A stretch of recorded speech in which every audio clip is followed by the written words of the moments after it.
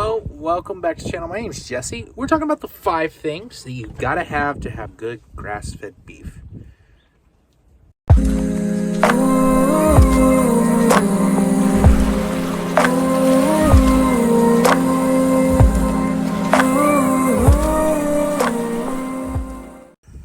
Okay, so the 5 things you gotta have to have good grass-fed beef. I just finished feeding the cows some hay, and that's a topic for, we could talk about feeding hay or not to grass-fed cows, or winter forage, or stockpiling and all that stuff, but it's another subject. So real quickly, some background on the grass-fed beef that I've been a part of. So my grandpa got cancer probably 15 years ago now. Yeah, it's 15 years ago, and he loves beef, but he wanted to do it a different way. So grass-fed beef became a thing.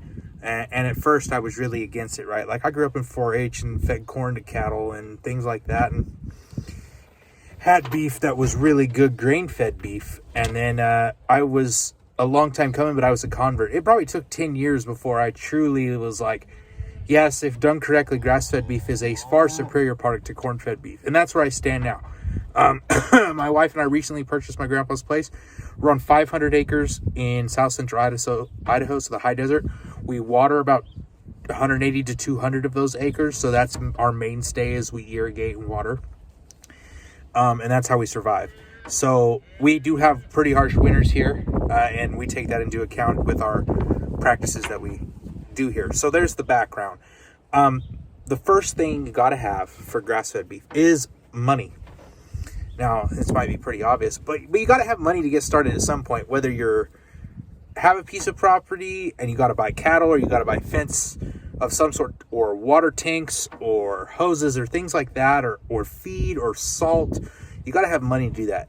My wife and I right now, we're facing that very same thing. Like, we put a lot of money into this place to kind of upgrade it and get it to where we think it's going to be good. But now we're, and some other things have happened, and now we're kind of, that part's really difficult. Like, we're having to decide whether we sell some of our calves off, our steers that we'll butcher for grass-fed beef, to the market to see if we help pay some bills, or if we find another way to get money without, going through a bank is just really not an option, because we're young, student debt, things like that. They tell you to go make yourself better, but then you get student debt, and then they don't want to give you money to do other things if your credit's not very shiny. And, there's just a lot of stuff that plays into that. But money is definitely critical. Number 2, you have to have land. Now, this is going to be really hard for you to get if you don't have like a family member you're connected to. Yes, you can buy a house with a little piece of property and you have an in-town job and you're doing things like that.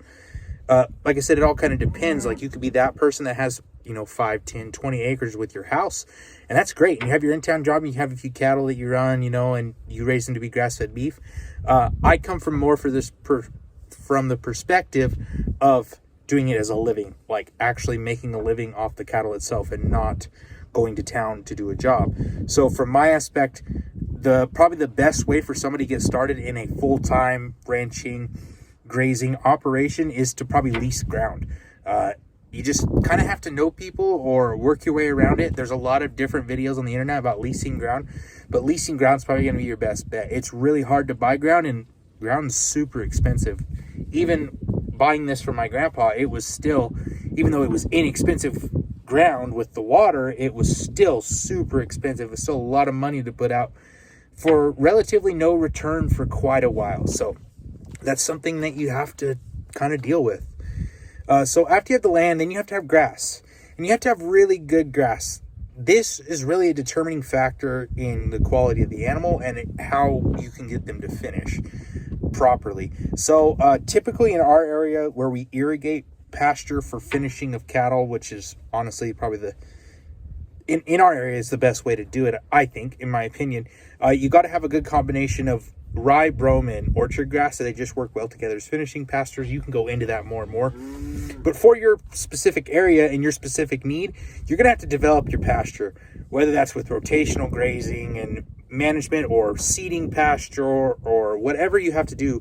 You've got to have really good pasture. And I think that speaks for itself, grass-fed beef. If you want to have good grass-fed beef, you've got to have good pasture. So that's the second thing. We got money. Oh, that's the third thing. So we got money, land, then we got grass. Number 4 is cattle. You got to have cows, guys.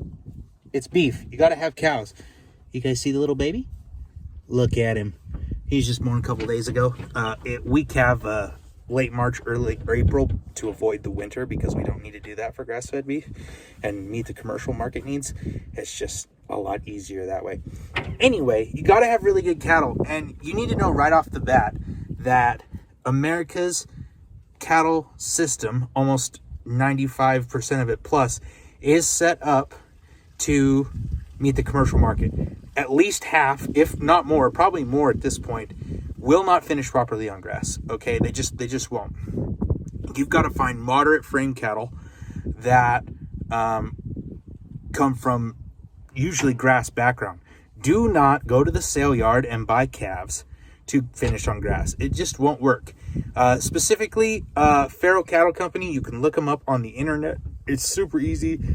PCC.com or farrowcattle.com. I think it's farrowcattle.com.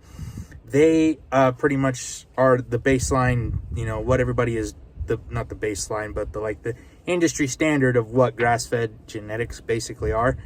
And there's a lot of other people. Becktons have a good setup, and Becton cattle do great. They're a Red Angus ranch in Wyoming. But for your specific area, there's going to be different kinds of cattle that work well.